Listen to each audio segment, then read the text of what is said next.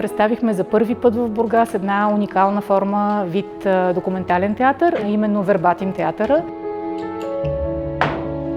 Още по време на обучението, което проведохме в средата на октомври, нашите младежи участници събраха интервюта от случайни минувачи, на които задаваха въпроси, свързани с темата на проекта ни, а именно климатичните промени. Впоследствие вече те самите проявиха инициатива, ние ги насочихме какви хора да търсят: учени, еколози, рибари, фермери, хора пострадали от наводнения, всякакви хора, които имат различни гледни точки върху темата ни. Ами да, сега живот на Земята, какъвто ни познаваме, свърши. Аз всъщност, когато започнах да научавам за екологията, мисля, че аз се влюбих в нея, защото всъщност това е науката за взаимодействието между видовете и средата и това как те всичките си влияят. И мисля, че в екологията ние може да намерим като цяло много голяма философия и за това как да живеем. Човечеството много повече е страдало от глобалното застудяване, а не от глобалното затопляне. Много хубава група се получи, чудесен екип. Част от тях имаха вече някакви екологични знания и за това влязоха в проекта. Другите пък обратното, получиха сега екологични знания. Аз се водя като режисьор на Гласовете на морето, но всъщност всички го режисирахме заедно, всички го направихме заедно. Аз по-скоро мисля, че фасилитирах нещата да се случат и поставих посоката, но какво се случваше в тази посока всъщност от всички нас и прекрасни участници. Много ми харесва тази идея за някакъв особен вид равенство и даже Бо, макар че не е ръководител на групата и не е режисьор, тя всъщност е на едно ниво с нас. И тя заедно с нас прави някакви неща, просто малко като ментор ни води по целия този процес, по целия този лабиринт на това прекрасно приключение. Но всъщност ние всички сме равни, ние всички сме екип. Всеки втори с кола. Никой не се качва в рейс. Хареса ми идеята като цяло и реших да се включа и да се впусна в нещо ново.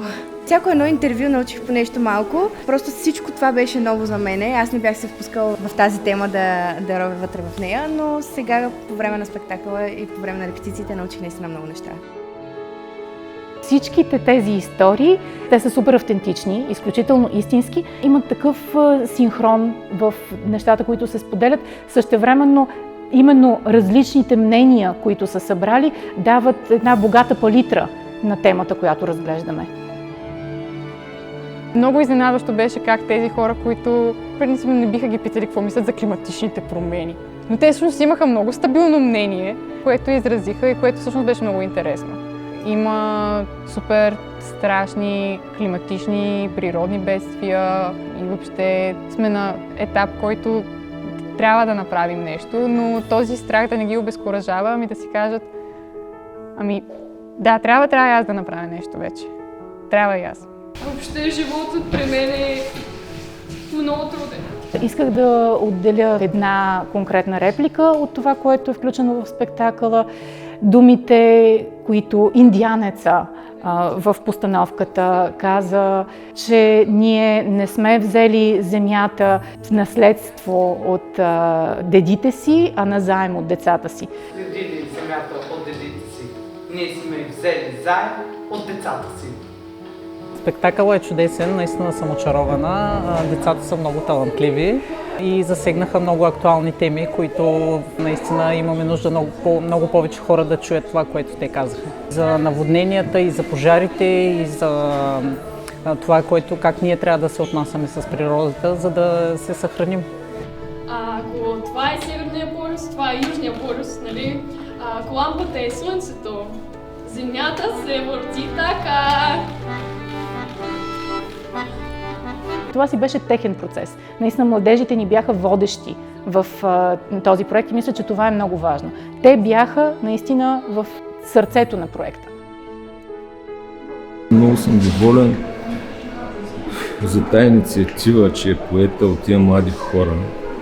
Виждам лъч така светлина Беше ми интересно да го разгледам, тематиката беше интересна, бих казал, с времето актуална и като цяло неочаквана тематика и интересен беше подхода, иновативен и със сигурност бих искал да видя нещо подобно да бъде доразвито. За 98 годишната баба. Това ми беше най-любимата история. 98 годишната баба каза, че за първи път през живота си чувства толкова много климатични промени. Живея толкова години, това е нещо, не знам да е било. Спектакълът показва много интересни, смислени и важни гледни точки и за това как от всеки от нас зависи какво ще се случва.